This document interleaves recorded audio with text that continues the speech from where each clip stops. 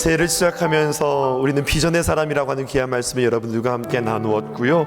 이어서 우리는 우리 신성의 세 가지의 비전, 예배와 다음 세대와 그리고 선교에 대해서 하나하나 깊이 생각해 보고자 합니다. 특별히 우리는 예배를 드리면서 우리의 예배는 어디를 향하는가, 무엇을 향하는가, 이 이야기 여러분들과 함께 해보려고 합니다. 북한의 이야기 잠깐 해볼까요? 1980년대 말과 1990년도 초반에 북한 평양에는 몇몇 개의 교회가 세워집니다. 띄워주신 것처럼 바로 평양의 봉수교회와 그리고 또 하나 칠골교회입니다. 그런데 솔직히 말하면 하나님 앞에 예배를 드리는 예배당은 아닙니다. 외형적으로는 종교나 또 자유를 보장하면서 그들이 우리에게도 신앙의 자유가 있다 이렇게 이야기하지만 이것은 그냥 선전 전시용이었고 사실은 사람들에게 보여주기 위한 그냥 건물일 뿐입니다. 봉수교회는 처음 1988년도에 건축되었는데요. 여러분 1988년도 하면은 대한민국에서는 서울 올림픽이 열렸습니다. 이에 질세라 1년 후인 1989년도에 북한 평양에서는 그 서울 올림픽과 대항하여서 세계 청년 학생 대회가 열렸고 외국인 방문객들이 대거 평양에 들어왔을 때에 그들에게 예배를 드릴 수 있도록 하기 위하여서 만들어진 그러한 예배당입니다. 그리고 옆에 있는 이 칠골교회 말입니다. 역사적으로는 1899년도에 처음 세워진 교회이고 이것을 복원했는데 왜 이 교회가 복원되었느냐? 김일성 주석의 어머니가 크리스찬이었어요. 그래서 어머니가 다니던 그 교회를 북한 당국이 90년이 지난 1989년도에 복원했는데요. 앞서 이야기했던 것처럼 다 이것들은 북한 노동 당국이 종교의 자유를 허용하는 것처럼 보이기 위한 어떤 선전물이었고 그리고 상징물에 불과했습니다. 이러한 교회들이 막 비슷한 시기에 지어진 이유가 있습니다. 왜냐하면 소련이 붕괴되었고 1990년도 초반 북한이 심각한 경제적 어려움을 겪었고 그 유명한 고난의 행군의 시작이 그들에게 있었습니다. 북한은 외화가 너무나도 절실했습니다. 국제적 이미지 개선이 그들에게 필요했습니다. 그리고 자금 확보가 필요했습니다. 그래서 그 일환으로 외국인 방문객들을 계속해서 초청하고 후원금을 유도할 수 있는 교회 건축이 그들에게는 유일한 어떤 루트였습니다.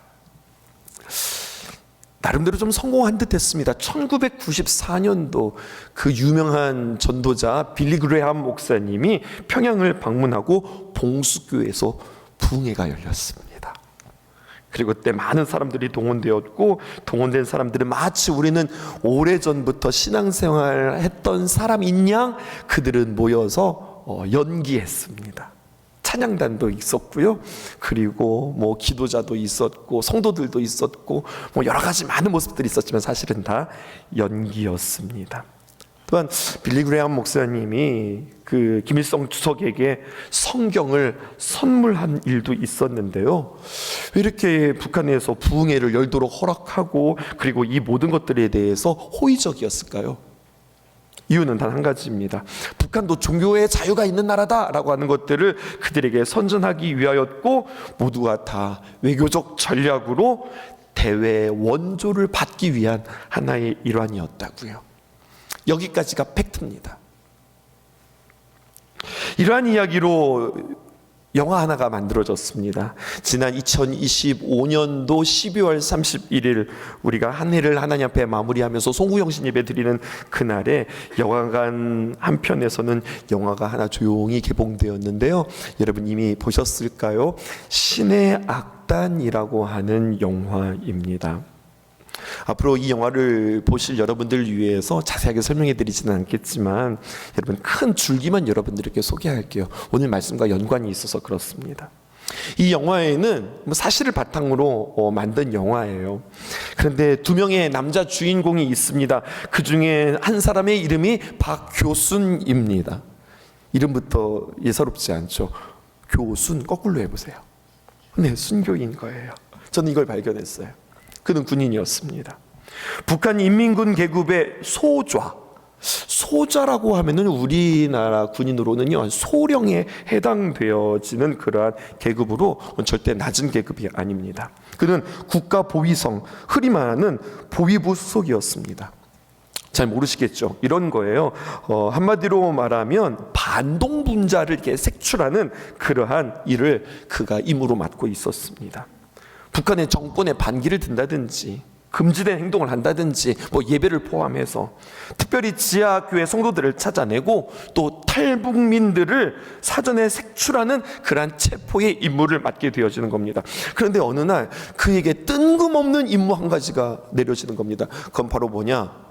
우리가 원조를 받기 위해서는 저들에게 우리가 정말로 신앙생활 하는 것처럼 우리가 모습을 보여야 되는데 북한에서 부흥회가 열린다. 그러니 너는 예수 믿는 사람인 척해라. 그 연기를 하라고 맡겨지는 겁니다.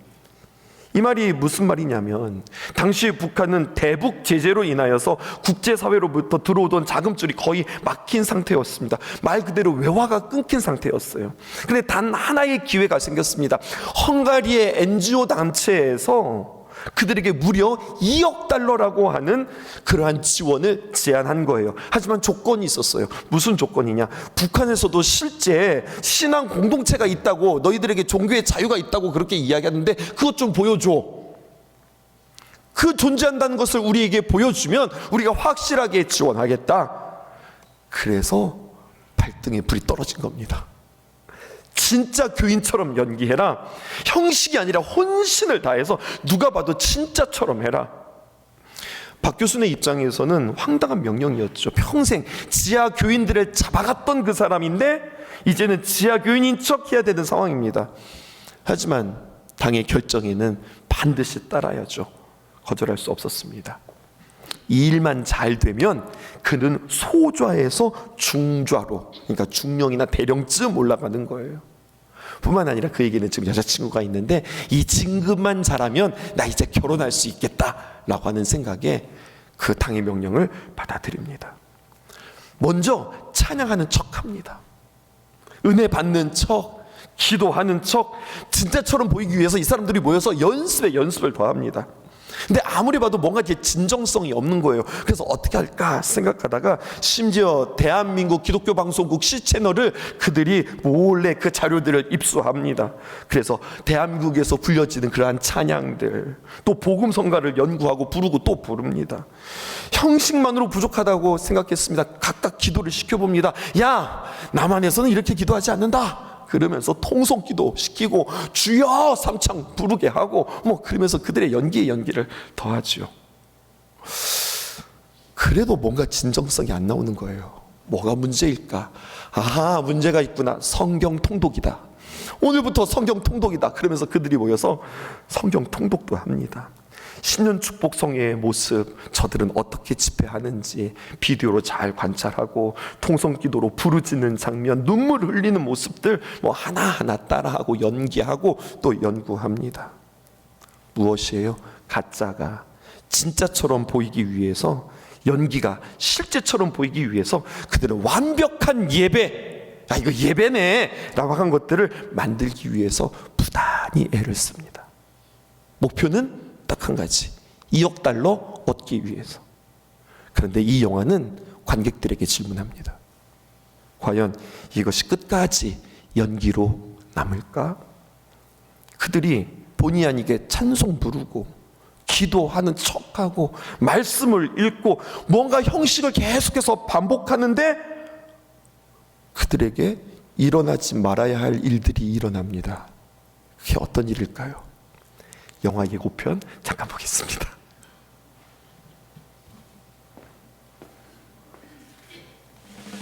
악단은 악단인데 가수 어디 갔어? 흉내 가지고선 안 돼. 진짜처럼 하네. 가면 좋네. 2억 달러입니다. 풍성하구만. 근데 조건이 있습니다. 국제기독교연맹 감사단이 직접 지켜보는 가운데서 부흥회를 해보랍니다. 지금 당이 필요한 건 돈이야. 남성 가수 박교수? 이거 동물 이름 아닌가? 탈북 얘기는 하지 맙시다. 너 이번 일 잘 완수하면 이 자리 너 줄 수 있어. 당의 믿음에 충성으로 보답합시다. 지금부터 시인의 악단을 소개하겠습니다. 반동 분자가 여기 있다지 않습니까?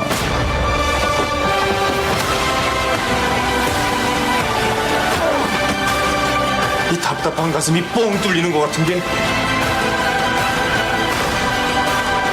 꼭 사시오. 우리 악단 명칭이 어떻게 돼요? 신의 악단 어떻소? 저는 대사 하나가 제 마음에 꼽혔습니다. 희한하다. 답답한 가슴이 뭔가 가슴이 뻥 뚫리는 듯한 느낌을 받았다. 여러분, 이게 무엇일까요? 그냥 연습한 것뿐인데, 흉내낸 것뿐인데 이상하다. 전에 맛보지 못했던 가슴이 뻥 뚫리는, 여러분, 이 가슴이 뻥 뚫린다고 했는데 이게 뭘까요? 은혜를 받는 겁니다. 이게 뭘까요? 첫 번째, 가짜와 진짜 예배는 형식이 아니라 변화로 분별되어지는 겁니다. 이게 첫 번째 대지입니다. 오늘 말씀 보실까요? 로마서 12장 2절. 너희는 이 세대를 본받지 말고 오직 마음을 새롭게 함으로 변화를 받아 하나님의 선하시고 기뻐하시고 온전한 뜻이 무엇인지 분별하라. 앞에서 소개되었던 신의 악단, 좀 이름이 이상한데 이게 찬양단입니다. 집회를 하려면 앞에서 찬양단이 있어야 되지 않겠어요? 근데 그 찬양단의 이름이 뭐 할렐루야, 뭐 임마누엘 이게 아니라 신의 악단 이렇게 지었어요. 근데 저는 이것을 보면서 진짜와 가짜를 생각하게 되었습니다. 여러분, 우리의 모습, 우리의 사역, 우리의 예배 다시 한번 돌아보는 겁니다.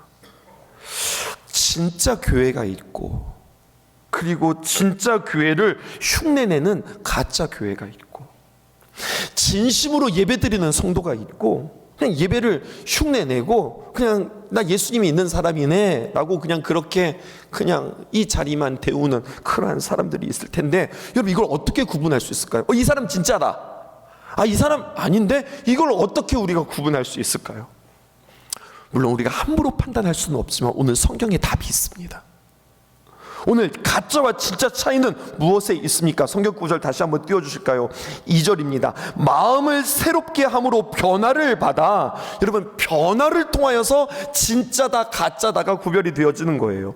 그러면 또다시 어떻게 변화를 받을 수 있습니까? 앞으로 거꾸로 올라가 볼까요? 우리의 마음을, 오직 마음을 새롭게 함으로 변화받을 수 있습니다. 그럼 또 질문하죠. 어떻게 우리의 마음을 새롭게 할 수 있습니까? 그것은 하나님을 만날 때 우리의 마음이 새롭게 되어지는 겁니다. 이 순서가 보이십니까? 하나님을 만나면 우리의 마음이 새롭게 되어지고, 우리의 마음이 새롭게 되어지면 우리는 변화가 되어지고, 우리는 변화가 되어서 이 사람 찐이네, 진짜네, 이렇게 우리는 결론 나게 되어지는 겁니다. 그래서 성경엔 하나님과의 만남을 강조하는 본문들이 많이 있습니다. 올 2026년도 말씀을 뽑은 가운데 우리 성도들 가운데서 아마 이 말씀 뽑은 사람들 많을걸요. 예레미야서 29장 13절에 있는 말씀, 너희가 온 마음으로 나를 구하면 나를 찾을 것이요 나를 만나리라. 아멘이십니까? 온 마음으로 나를 구하면 나를 찾을 것이고 나를 만날 것이다. 이게 주님의 약속입니다. 잠언 8장 17절에 있는 말씀, 나를 사랑하는 자들이, 나의 사랑을 입으며 나를 간절히 찾는 자들이 나를 만날 것이라. 아니, 오늘 이 영화는 우리에게 이야기하는 것 같습니다. 간절히 찾지 않아도 계속해서 노출되어지고, 계속해서 찬양하고, 계속해서 하나님의 말씀을 듣는 순간 나도 모르는 사이에 들으면서 믿음이 생기고, 들으면서 나의 마음이 열리고, 들으면서 나의 어떤 변화들을 맛볼 수 있다고요. 그러면 이제 이게 중요한 질문입니다. 당신은 하나님을 만났습니까?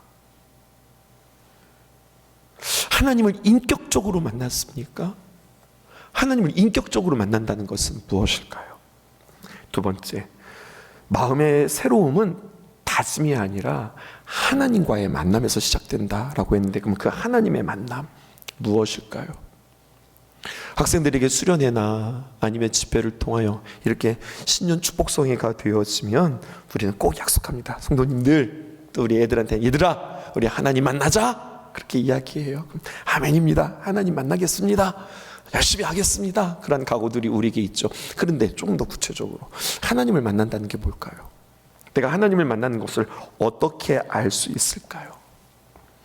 일단 하나님을 만나면 일단 눈물이 나야 됩니다. 대성통곡을 하면서 그동안 내가 지었던 죄들에 대하여서 줄줄줄 주님 앞에 회개하며 나아갑니다. 그러면 내 가슴이 뜨거워지기도 하고 울렁거리기도 하고 막 벅차오르기도 합니다. 또 사람이 있다고 해서 뜨거워지기보다 또 시원함도 느끼게 되어집니다. 그리고 우리가 주 앞에 실컷 찬양하고 또 우리가 주 앞에 찬양하는데 그 찬양이 예전과 같은 찬양이 아닙니다. 그 찬양이 얼마나 기쁨이 있는지, 얼마나 감동이 있는지 춤추고 기뻐하며 밤새 찬양합니다. 여러분, 이것이 하나님을 만난 사람의 증거일까요? 뭔가 맞는 것 같으면서도 아닌 것 같고, 또 뭔가 아닌 것 같은데 또 틀린 말은 아닌 것 같고. 하나님을 만난다는 것은 무엇일까요? 집중해 보십시다. 하나님을 만난다는 것, 하나님을 인격적으로 만난다는 것, 지금 앞에서 쭉 열거했듯이 어떠한 눈물, 가슴의 뜨거움, 체험, 은사, 방언, 뭐 이런 것, 이것을 통해서 내가 하나님을 만난다, 그렇게만 생각하셔서는 안 됩니다. 사람에 따라서, 또 상황에 따라서, 또 하나님의 계획하심에 따라서 어떤 사람은 눈물로 뜨겁게 대성통곡하면서 시끌벅적하게 하나님 만나는 사람도 있지만, 어떤 사람은 조용히 기도하면서 이슬비처럼 하나님을 느끼면서 하나님의 임재를 비둘기처럼 만나는 그러한 사람들이 있어요. 그런데 모든 상황 속에서 다양한 모습으로 하나님께서 우리를 만나 주시는데, 중요한 것은 뭐 시끌벅적하게 만난다든지 아니면 조용하게 만난다든지 공통적으로 어떤 모습으로 만나든 그들에게 하나의 공통점이 있는데, 그렇게 하나님을 만나면 그들은 그 예배를 통하여서 주님 앞에 고백하게 되어진다는 겁니다. 뜨겁게 만나든 조용히 만나든 하나님이 나에게 이런 분입니다 라고 고백하게 되어지는 겁니다. 찬송이 그냥 노래가 아니라 나에게 고백되어지는 겁니다. 기도가 그냥 막연히 기도하는 것이 아니라 나의 기도가 더욱더 선명해지는 겁니다. 이게 만난 자의 증거입니다. 1절 보실까요? 그러므로 형제들아, 내가 하나님의 모든 자비하심으로 너희를 권하노니. 로마서에 있어서 아주 중요한 분기점입니다. 1장부터 시작해서 11장까지는 우리에게 나타나신 하나님이 누구시냐, 그 하나님이 우리에게 어떤 일들을 행하셨느냐, 복음에 대하여서 설명한다면, 이제 12장이 시작되어지면서 그러므로 하나님께서 우리에게 행하신 모든 일들을 들었는가, 하나님이 누구였는지 알았는가, 그 앞에 내가 서 있는가, 그렇다면 그러므로 형제들아, 내가 하나님의 모든 자비하심으로 너희들에게 권한다. 성도 여러분, 여러분들에게 권합니다. 내가 정말로 진심으로 여러분들에게 권합니다. 우리가 오직 해야 될 것 한 가지, 그것은 너의 몸을 하나님의 기뻐하시는 거룩한 산제물로 드리라. 사도 바울은 이렇게 권면하는 거예요. 은혜 받은 것은 알겠는데 하나님 앞에 내 몸을 드린다는 것, 산 제물로 드린다는 것, 여러분, 제물은 살아있을 수 없습니다. 내 자신을 죽여서 주님 앞에 드리는 건데, 이건 참 부담스러운 일입니다.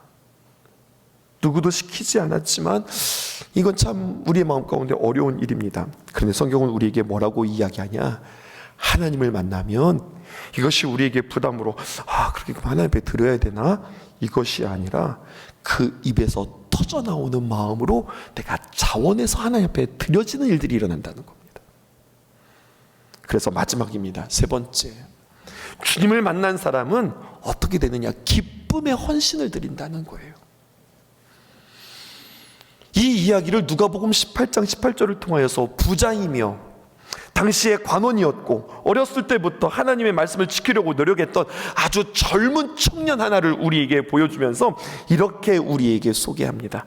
누가복음 18장 18절, 어떤 관리가 있었다. 그는 청년이었고 그리고 그는 부자였다. 근데 그에게 이러한 좋은 환경뿐만 아니라 좋은 마음밭이 있었으니 그것은 그에게 진리를 탐구하는 마음이 있었다라는 거예요. 그래서 예수님께 찾아옵니다. 선한 선생님이여, 내가 무엇을 하여야 영생을 얻으리이까? 그때 예수님께서는 22절에 아주 구체적으로 그에게 이야기해 줍니다. 애매하게 이야기하지 않습니다. 뭐라고 말씀하시느냐? 18장 22절에 예수께서 이 말을 들으시고 이르시되 말씀해 주십니다. 잘했어, 잘하네, 귀하네. 그런데 하나가 부족하다.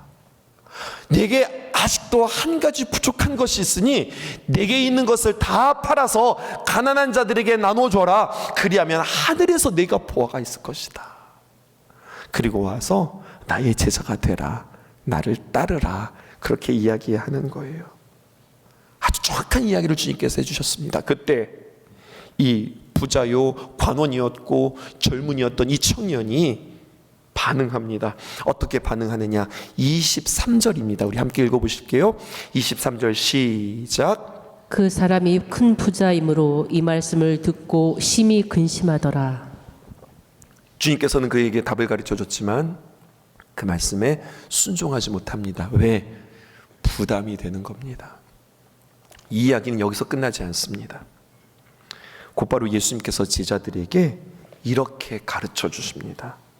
낙타가 바늘귀로 들어가는 것이 부자가 하나님 나라에 들어가는 것보다 쉽다. 이렇게 이야기해 주십니다. 그리고 뒤에 이어지는 이야기가 그 유명한 맹인을 고쳐주시는 이야기와 함께 삭개오의 이야기가 등장합니다. 똑같이 부자입니다. 그러면서 성경은 삭개오와 이 부자 관원을 비교합니다. 그는 이 부자 관원과 달랐습니다. 삭개오는 어떻게 이야기하느냐? 예수님이 말씀하시기도 전에 누가복음 19장 8절에 삭개오가 서서 주께 여짜오되 주여 보시옵소서, 내 소유의 절반을 가난한 자들에게 주겠사오며 만일 누구의 것을 속여 빼앗은 일이 있으면 네 갑절이나 갚겠습니다. 그가 이렇게 이야기합니다. 여러분, 이 말씀을 들으신 예수님이 얼마나 기쁘셨을까요? 이러한 변화가 어디 있었을까요? 이 고백이 지금 부자 관원의 고백과 삭개오가 지금 전혀 다른 모습으로 대조되어지고 있는 상황입니다. 주님 뭐라고 말씀하셨느냐? 낙타가 바늘귀에 들어가는 것이 부자가 하나님 나라에 들어가는 것보다 훨씬 쉬워. 이렇게 이야기하셨는데 부자인 삭개오가 지금 예수님께 나와서 이렇게 대답하는 겁니다. 바늘귀를 통과한 낙타를 만난 기쁨이 예수님께 있었어요. 야, 네가 지금 이렇게 고백한다고? 삭개오는 이런 기쁨을 주님 앞에 드렸다고요. 궁금한 건 이거예요. 어떻게 그가 차원하는 마음으로 주님 앞에 이렇게 고백할 수 있었을까? 삭개오의 이야기 조금 더 들어가 보십시다. 2절에 보니까 이렇게 기록되어 있어요. 삭개오라고 하는 이름하는 자가 있었다. 그런데 그는 세리장이고 또한 부자다. 여기에 수많은 이야기들이 사실은 다 담겨져 있습니다. 그는 유대인이었거든요. 그의 부모가 그의 이름을 지었을 겁니다. 삭개오. 근데 여러분 그 뜻이 무슨 뜻인 줄 아십니까? pure, 순수한, clean, 깨끗한, righteous, 의로운. 그러니까 좋다는 이름들은 다 갖다 붙인 겁니다. 야, 너는 참 의롭고 또 깨끗하고 순수한 자. 넌 그렇게 살아라. 부모가 그에게 그렇게 축복하며 이름을 지어줬어요. 그런데 나중에 성이 되어서 그의 이름을 보니 그의 이름과 전혀 딴판으로 살아갑니다. 더럽고 불의하고 죄로 가득한 그러한 삶을 살아가게 되었습니다. 그의 직업 그리고 그의 부유함이 이 모든 것들을 다 증명하는 거예요. 보통 세리가 아니라 세리의 짱입니다. 세리장입니다. 그리고 그는 얼마나 탈세를 했는지 여러분, 그는 부자였습니다. 세리는 아시다시피 로마 정부가 할당된 세금을 가져와 하면 그만큼 걷어들이면 되는 겁니다. 그리고 책정된 부담금을 상납하면 그 나머지는 자기 마음대로 의미대로 착취할 수 있습니다. 얼마나 그가 세금을 착취했던지 부자가 되었다고 성경은 이야기하고 있습니다. 당시의 민족의 반역자 세리입니다. 동족의 피를 빨아먹는 거머리와 같은 존재 세리입니다. 그래서 당시 유대인들은 세리를 뭐라고 이야기했느냐? 허가받은 도둑놈들, 이렇게 이야기를 했다고요. 오히려 로마도 싫지만 로마도보다 더 싫은 사람들, 바로 세리였습니다. 그런데 그 세리를 예수님께서 찾아오셔서 만나주시는 거예요. 누가복음 15장 5절에 있는 말씀, 예수께서 그곳에 이르사, 예수님이 먼저 다가오셨어요. 그리고 쳐다보시고 삭개오와 눈을 맞추시고 말씀하십니다. 뭐라고 말씀하시느냐? 삭개오야, 속히 내려와라. 내가 오늘 내 집에 유하여야 하겠다. 먼저 뭐라고 부르세요? 삭개오야, 이렇게 부르시지요. 삭개오의 이름을 아세요? 유명인이라서 아는 게 아닙니다. 삭개오야 라고 부를 때는 그냥 단순히 그를 부르는 것이 아니라, 나 너 알아, 난 내 마음 알아, 네가 많은 것들을 가졌지만 공허한 것 알아, 내가 부자로 살아가지만 사람들한테 욕도 먹으면서 살아가는 거 알아, 너가 명예롭지 않게 살아간다는 거 내가 알아. 삭개오, 넌 이름값도 못한다고 사람들이 손가락질하지만, 삭개오야, 너는 의로운 자야, 너는 깨끗한 자야, 너는 정결한 자가 될 수 있어. 예수님이 그에게 찾아오셔서 그의 눈빛을 보시고 그와 함께 다시 한번 말씀해 주십니다. 여러분, 우리는 창세기를 걸어가고 있잖아요. 우리 주님이 어떤 분이십니까? 언제나 죄가 있는 곳에, 문제가 있는 곳에 우리 하나님께서 찾아오셔서 아담아 부르시고, 가인아 부르시고, 이방인이었던 아브라함을 아브라함아 부르시고 찾아주십니다. 구약뿐일까요? 신약도 마찬가지입니다. 신약으로 넘어가면 예수님께서 베드로를 먼저 찾아오셔서 그를 불러주시고, 수가성에 있는 그 우물가의 여인을 주님께서 찾아오셔서 그의 이름을 불러주시고, 심지어는 가룟 유다의 배신의 자리에 있을 때에도 그 앞에서 예수님이 먼저 가룟 유다의 이름을 불러주십니다. 오늘 삭개오의 이름을 불러주십니다. 그리고 뭐라고 말씀하시느냐? 오늘 내가 너희 집에 유하여야 하겠다. 여러분, 이 문장은요, 마치 우리가 들으면 오늘 내가 좀 너희 집에 들어가도 되겠니? 어떤 부탁하는 허락 혹은 청유, 그래도 되겠어? 라고 하는 것처럼 들려지지만 영어 성경을 볼까요? 그렇게 표현되어 있지 않습니다. 오늘 내가 너희 집에 유하여야 하겠다라고 하는 표현이 I must stay at your house. must, 나는 반드시 이러이러야만 하겠다, 이렇게 말씀하고 있어요. 당위요, 의무로 나는 반드시 오늘 네 집에 있어야 될 거야. 여러분, 왜 이렇게 주님께서 이 집을 집착하실까요? 이유는 단 한 가지. 너희 집 부자잖아, 그러니까 맛있는 거 많이 있는 거 아니야? 이게 아니라 나 오늘 너를 다시 만나서 너의 구원을 다시 한번 확정할 거야. 이게 주님의 의지인 거예요. 그 주님의 마음을 이 삭개오가 압니다. 복음과 전혀 상관없었던 사람이 들어보았고 소문만으로 알았던 그 예수님을 직접 보고 그 주님과 눈맞춤하고 주님의 귀한 음성을 듣고 그 주님이 직접 나에게 말씀하셨다. 다른 사람들이 하는 이야기 아니라 그 주님이 나에게 말씀하신 그 소리를 듣자 그의 입에서 고백이 터져 나옵니다. 그 주님의 진심을 알아버렸습니다. 그리고 뭐라고 이야기하냐? 주님, 자원하는 마음으로 기꺼이 기쁘게 자신의 것들을 올려드립니다. 여러분, 이것이 예배에 있어서의 변화입니다. 2절 말씀, 너희는 이 세대를 본받지 말고 오직 마음을 새롭게 함으로 변화를 받아. 우리 사랑하는 귀한 성도들은 어떤 성도들일까요? 이 세대가 어떤 세대입니까? 재미있고 편하고 맛있고 자극적인 세대, 쉬운 방법으로 일확천금을 얻기를 원하는 시대, 무엇보다도 본능대로 살아가는 이 시대. 그런데 웬일이에요? 이 추위에 사랑하는 귀한 성도들이 이 자리에 와서 하나님의 귀한 말씀을 듣고 우리가 기도하고 주님을 사모하고 또 우리가 예배 드리는 것뿐만 아니라 주님 앞에 나와서 이렇게 헌신하는 이 마음, 여러분, 이게 그냥일까요? 믿음의 행군을 우리는 그냥 하지 않았다고요. 마음을 쏟아서 했다고요.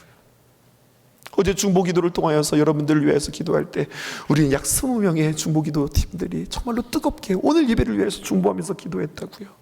또 신년 축복성에 거기에 우리에게는 또다시 한번 소망이 있다고요. 이렇게 분명 우리를 찾아오시고 우리에게 다가오시는 주님과 우리가 만나게 되었으면 new thing, 나도 모르는 사이에 조금씩 변화되어질 것입니다. 다시 신의 악단의 이야기로 마무리해 볼까요? 이 영화를 쭉 따라가다 보면 어느 순간 주인공인 간부의 얼굴에 설명하기 어려운 당황스러움이 스쳐 지나갑니다. 그는 분명히 알았거든요. 난 연기해야 된다. 이건 나의 의무다. 위장이다. 우리는 2억 달러를 가져와야 된다. 찬송은 그냥 소리일 뿐이고 기도는 그냥 흉내내는 것에 불과하고 말씀은 그냥 외워야 할 그냥 하나의 대사였습니다. 목적은 후원금 받는다. 이게 목적이었거든요. 그런데 이상한 일이 벌어지는 거예요. 분명 나는 연기하고 믿었던 그 자리에서 내가 조금씩 뭔가 변하기 시작하는 거예요. 뭔가 설명할 수 없는 가슴 벅참을 그는 감지하기 시작합니다. 이제는 거꾸로 연기해야 되는 거예요. 내가 은혜 받지 않은 척, 나 아무렇지도 않은 척, 이 연기를 해야 되는 겁니다. 여러분, 바로 이 지점에서 우리는 아주 중요한 복음의 메시지를 하나 발견하게 되어집니다.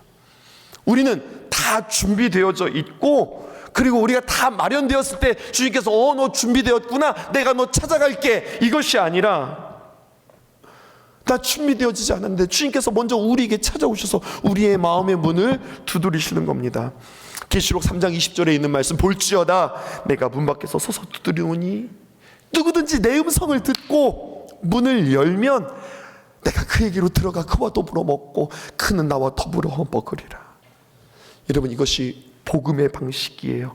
내가 완전해졌기 때문에 변화받는 것이 아니라 내가 불안하고 내가 부족한데 주님께서 찾아오셔서 주님과 우리의 귀한 만남을 통해서 우리는 변화되어진다고 하는 사실이에요.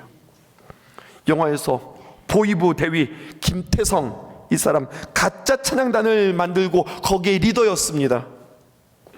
박교순의 작전을 감시하는, 서로가 서로를 감시하는 역할이었습니다. 노래 조금 잘한다고 하는 이유로 갑자기 찬양단 보컬로 들어왔습니다. 당의 명령에 그 또한 찬양을 하는 척하지만 자기도 모르는 사이에 이게 진심이 되어버립니다. 그리고 진심이 들켜질까봐 이제 그 진심을 감추려고 애쓰는 그의 모습이 이 영화에서의 백미입니다. 그 모습을 영화에서 가져오지 않고 감독판으로 전혀 편집되지 않은 그 모습을 여러분들에게 보여드리는 것으로 오늘 예배를 마무리하고 오늘 말씀을 마무리하고자 합니다. 광야를 지나며라고 하는 마지막 씬 청해 듣고 오늘 설교를 마무리하겠습니다. 들려주실까요? 테이크 2. 셋, 레디, 액션!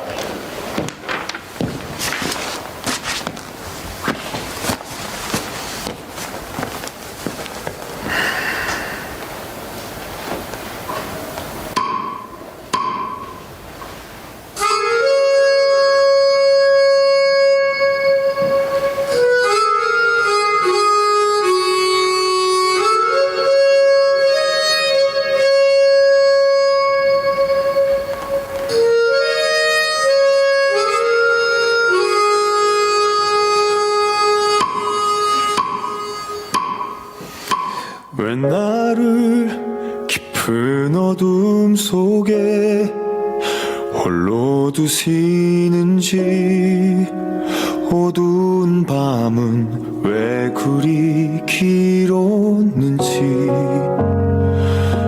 나를 고독하게 나를 낮아지게 세상 어디도 기댈 곳이 없게 하셨네.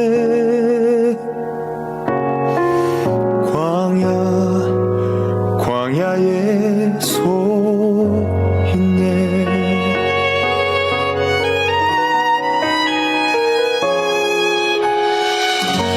주님만 내 도움이 힘이 되시고 주님만 내 빛이 되시는 주님만 내 친구 되시는 광야 주님 손 놓고는 단 하루도 살 수 없는 곳 광야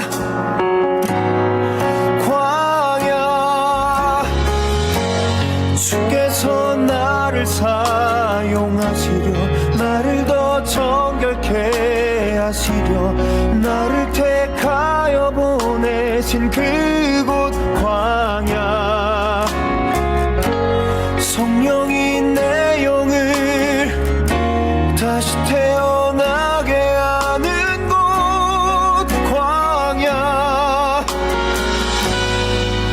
광야에서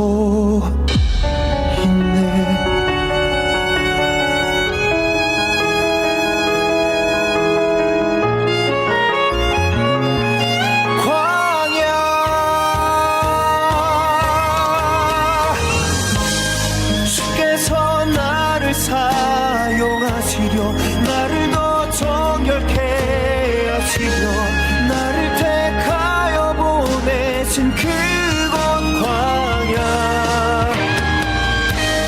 성령이 내 영을 다시 태어나게 하는 곳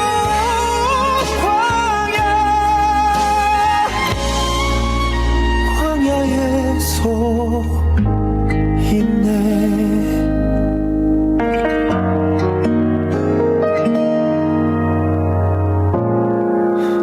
광야를 지나며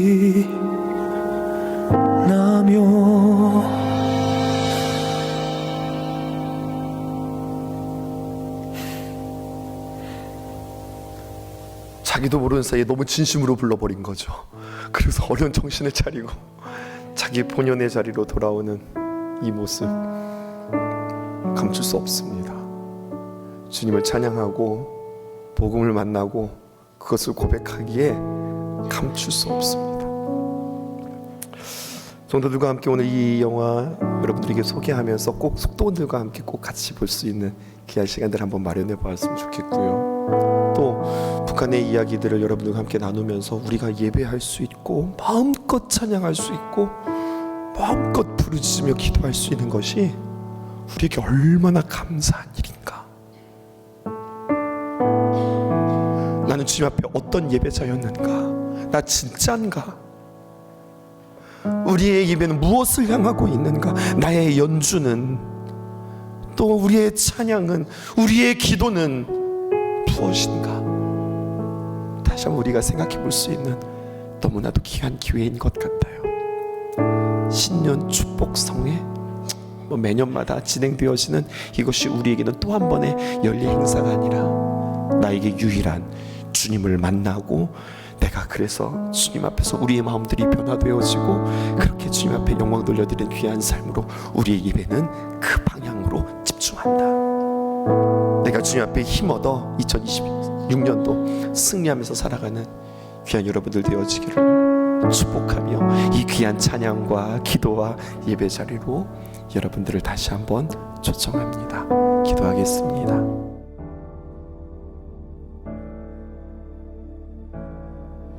왜 나를 깊은 어둠 속에 홀로 두시는지 어두운 밤은 왜 그리 길었는지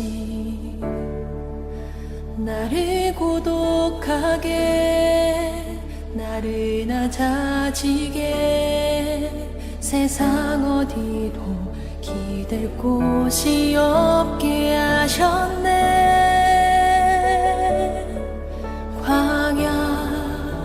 광야에 서 있네.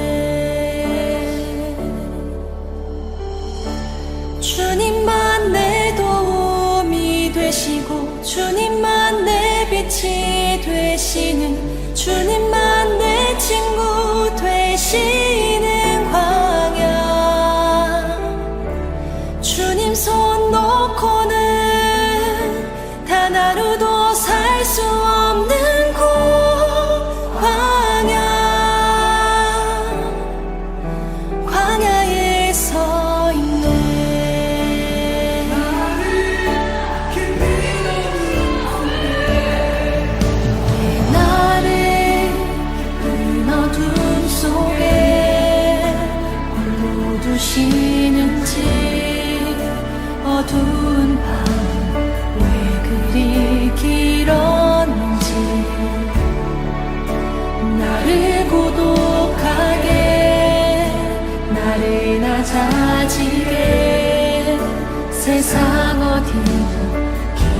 곳이 없게 하셨네.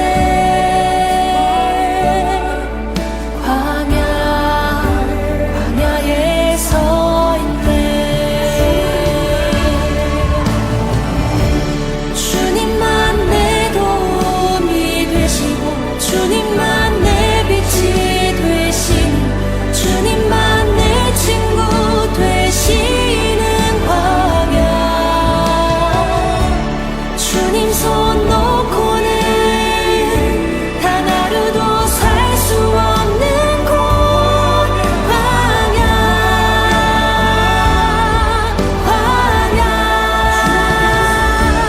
주께서 나를 사용하시려 나를 더 정결케 하시려 나를 택하여 보내신 그곳 광야. 성령이 내 영을 다시 태어나게 하는 곳. 광야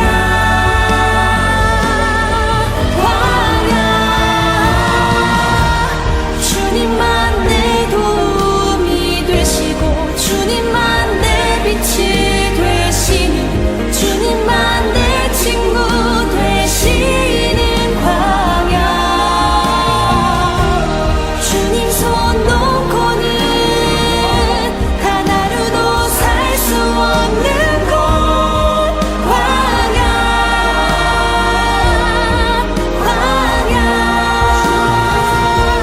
주께서 나를 사용하시려 나를 더 정결케 하시려 나를 택하여 보내신 그곳 광야.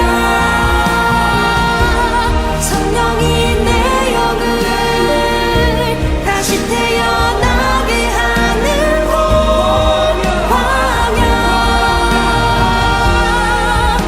광야에 서 있네.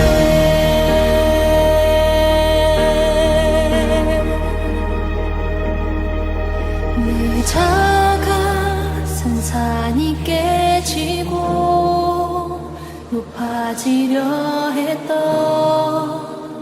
내 꿈도 주님 앞에 내어놓고 오직 주님 뜻만 이루어지기를 나를 통해 주님만 드러나시